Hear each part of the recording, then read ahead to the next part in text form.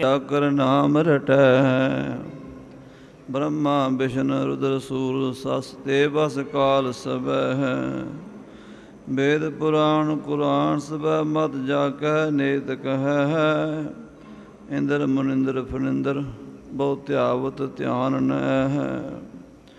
ਜਾ ਕਰ ਰੂਪ ਰੰਗ ਨਹਿ ਜਨਿਤ ਸੋ ਕਿਮ ਸ਼ਾਮ ਕਹਿ। ਛੁਟਿਓ ਕਾਲ ਜਾਲ ਤੇ ਤਬ ਹੀ ਤਾਹੇ ਚਰਨ ਲਪਟੈ ਹੈ। ਪਰਮ ਸਤਿਕਾਰਯੋਗ ਗੁਰੂ ਕੀ ਸਾਜੀ ਨਵਾਜੀ ਸਾਧ ਸੰਗਤ ਜੀ, ਰਸਨਾ ਸੱਚਾ ਸਿਮਰੀਐ। ਰਸਨਾ ਕਰਕੇ ਵਾਹਿਗੁਰੂ ਵਾਹਿਗੁਰੂ ਵਾਹਿਗੁਰੂ ਵਾਹਿਗੁਰੂ ਵਾਹਿਗੁਰੂ ਵਾਹਿਗੁਰੂ ਵਾਹਿਗੁਰੂ ਜਪੀਏ ਔਰ ਕੰਨਾਂ ਕਰਕੇ ਮਹਾਰਾਜ ਸਾਹਿਬ ਜੀ ਦੀ ਬਾਣੀ ਦੀ ਵਿਚਾਰ ਕੁਝ ਮਿੰਟਾਂ ਲਈ ਸਰਵਣ ਕਰੀਏ। ਮਹਾਰਾਜ ਸਾਹਿਬ ਜੀ ਦੇ ਚਰਨਾਂ 'ਚ, ਮਾਤਾ ਜੀ ਦੇ ਚਰਨਾਂ 'ਚ ਹਾਜ਼ਰੀ ਲਵਾਉਣ ਲਈ ਰਸਨਾ ਨੂੰ ਸਫਲਾ ਕਰੋ। ਫਤਿਹ ਬੁਲਾਓ ਜੀ। ਵਾਹਿਗੁਰੂ ਜੀ ਕਾ ਖਾਲਸਾ ਵਾਹਿਗੁਰੂ ਜੀ ਕੀ ਫਤਿਹ। ਸਤਿਕਾਰਯੋਗ ਸਾਧ ਸੰਗਤ ਜੀ, ਮਾਤਾ ਜੀ ਦੇ ਤਪ ਸਥਾਨ 'ਤੇ 3 ਦਿਨਾਂ ਤੋਂ ਸਾਚ ਨਾਮ ਕੀ ਅੰਮ੍ਰਿਤ ਵਰਖਾ ਹੋ ਰਹੀ ਹੈ। ਮਹਾਂਪੁਰਸ਼ਾਂ ਤੋਂ ਅੰਮ੍ਰਿਤ ਬਾਣੀ ਦੇ ਵਿਚਾਰ, ਕਥਾ, ਕੀਰਤਨ ਆਪ ਸਰਵਣ ਕਰ ਰਹੇ ਹੋ। ਸਤਿਕਾਰਯੋਗ ਬਾਬਾ ਹਰਚਰਨ ਸਿੰਘ ਜੀ ਪਟਿਆਲੇ ਤੋਂ ਸੰਗਤਾਂ ਨੂੰ ਜੋ ਲੈ ਕੇ ਆਏ, ਦਾਸ ਨੂੰ ਵੀ ਵਿਸ਼ੇਸ਼ ਤੌਰ 'ਤੇ ਹੁਕਮ ਕੀਤਾ ਵੀ ਨਾਲ ਚੱਲਣਾ ਹੈ ਅਤੇ ਸਮੇਂ-ਸਮੇਂ ਗੁਰਮਤਿ ਵਿਚਾਰਾਂ ਦੀ ਸਾਂਝ ਕਰਦੇ ਰਹਿਣਾ ਹੈ।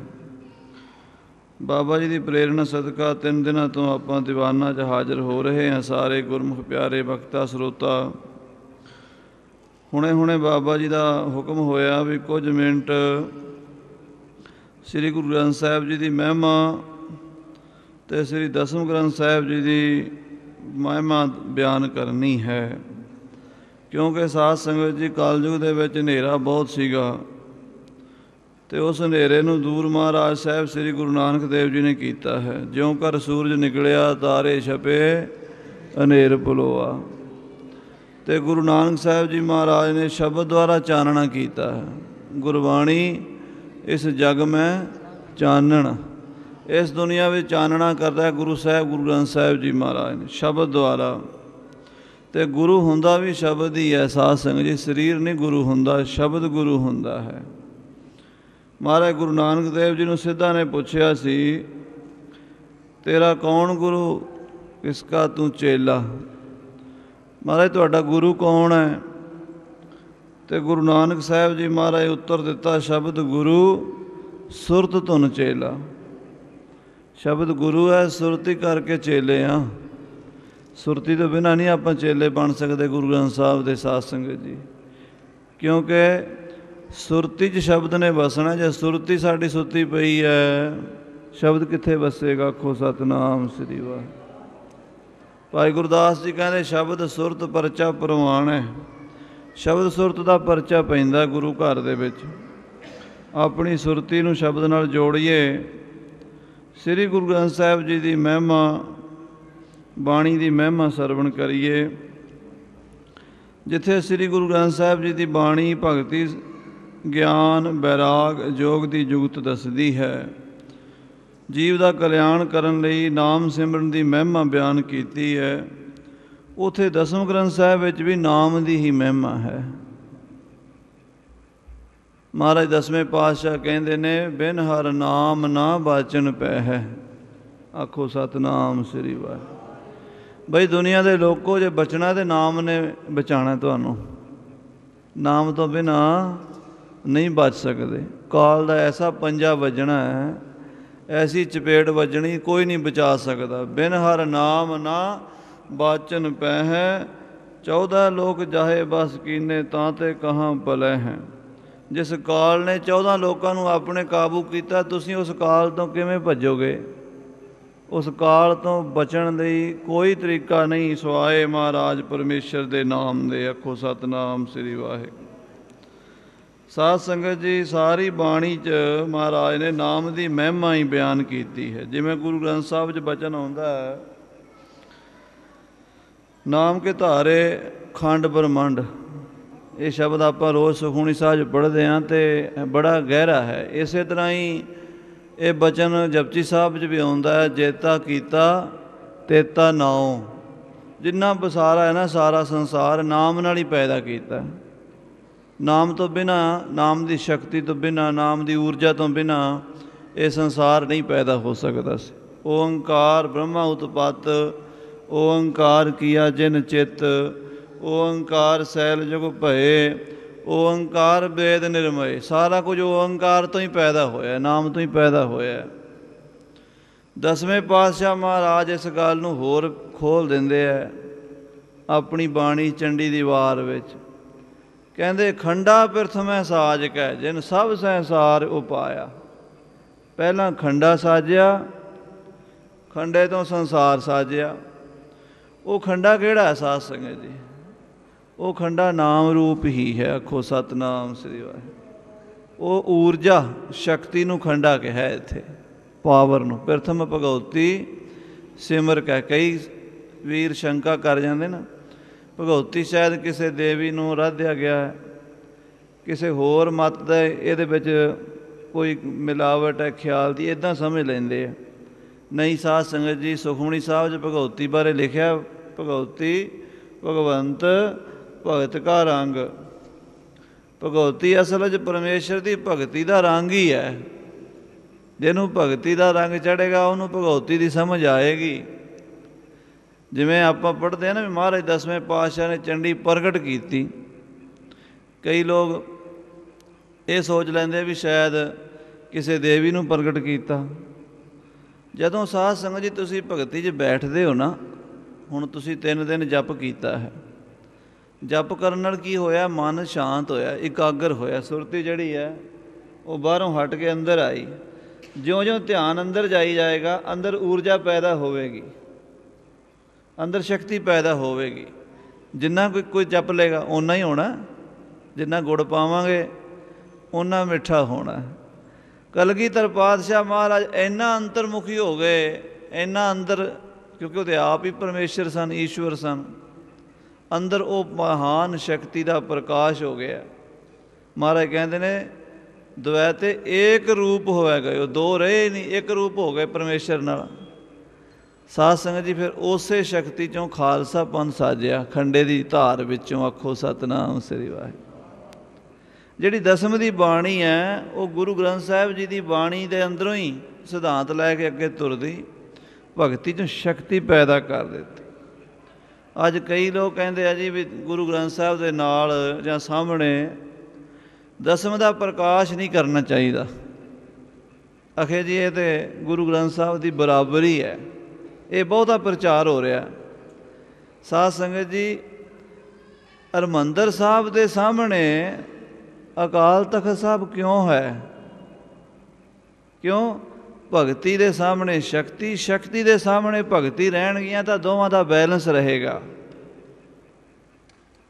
ਗੁਰੂ ਨਾਨਕ ਸਾਹਿਬ ਤੋਂ ਪਹਿਲਾਂ ਵੀ ਬੜੇ ਬੜੇ ਮਹਾਂਪੁਰਸ਼ ਹੋਏ, ਬੜੇ ਬੜੇ ਸਿੱਧ ਪੁਰਸ਼ ਹੋਏ, ਭਗਤੀ ਕੀਤੀ, ਪਰ ਇੰਨੀ ਭਗਤੀ 'ਚ ਲੀਨ ਹੋ ਗਏ ਵੀ ਜ਼ਾਲਮਾਂ ਨੇ ਦਬਾ ਲਏ, ਮਜ਼ਲੂਮ ਬਣ ਗਏ। ਜ਼ੁਲਮ ਕਰਨ ਵਾਲਿਆਂ ਦੇ ਜ਼ੁਲਮ ਦਾ ਸ਼ਿਕਾਰ ਹੋ ਗਏ ਉਹ ਮਹਾਂਪੁਰਸ਼। ਅਤੇ ਸਾਧ ਸੰਗਤ ਜੀ, ਗੁਰੂ ਹਰਗੋਬਿੰਦ ਸਾਹਿਬ ਤੋਂ ਪਹਿਲਾਂ, ਗੁਰੂ ਗੋਬਿੰਦ ਸਿੰਘ ਜੀ ਤੋਂ ਪਹਿਲਾਂ ਯੋਧੇ ਵੀ ਬੜੇ ਹੋਏ। ਇਹ ਨਹੀਂ ਵੀ ਯੋਧੇ ਨਹੀਂ ਹੋਏ, ਯੋਧੇ ਪਹਿਲਾਂ ਵੀ ਬੜੇ ਹੋਏ, ਪਰ ਉਹਨਾਂ ਕੋਲ ਭਗਤੀ ਕੋਈ ਨਹੀਂ ਸੀ, ਉਹ ਜ਼ਾਲਮ ਬਣ ਗਏ।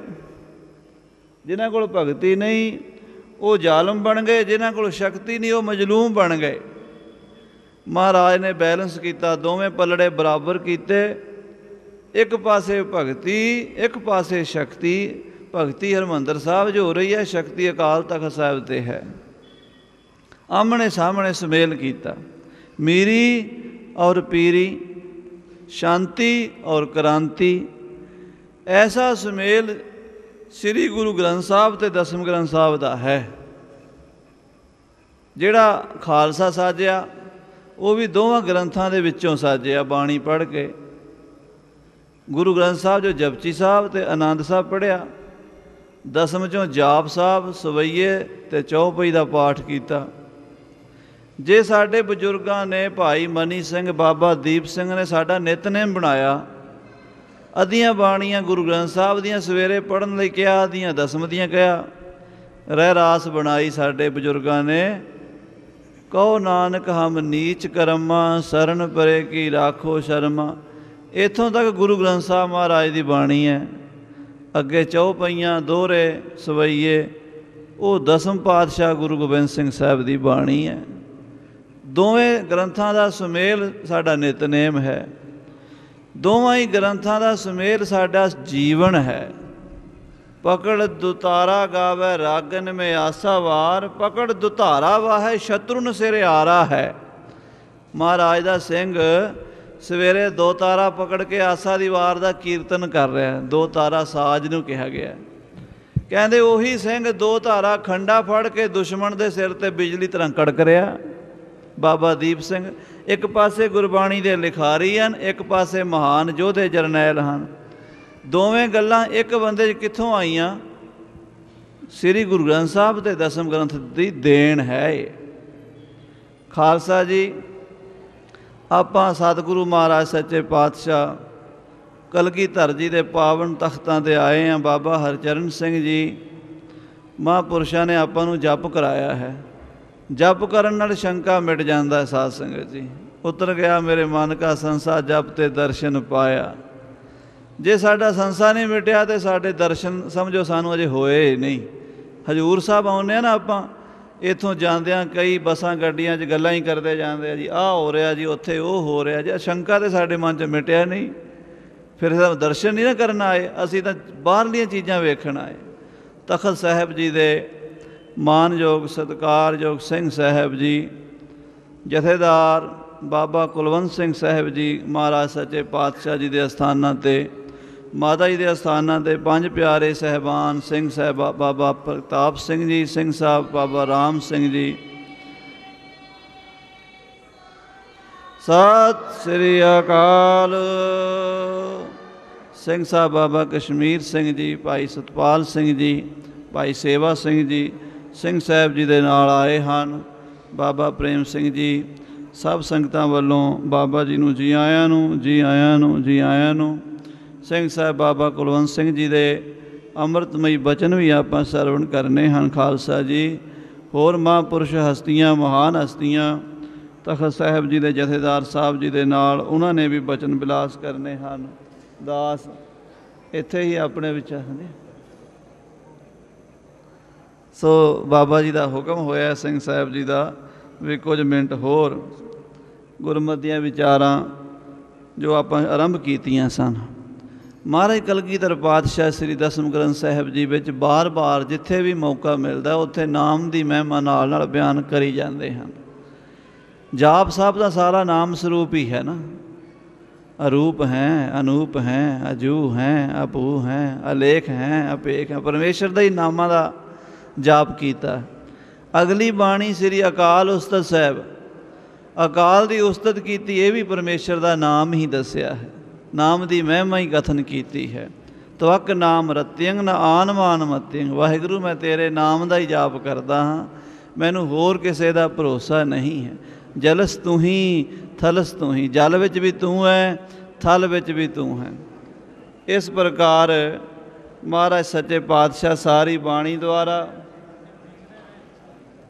ਨਾਮ ਦਾ ਹੀ ਉਪਦੇਸ਼ ਦੇਣਾ ਕਰਦੇ ਹੈ। ਸੋ ਸਾਧ ਸੰਗਤ ਜੀ, ਮਹਾਰਾਜ ਬਚਨ ਕੀਤਾ ਹੈ,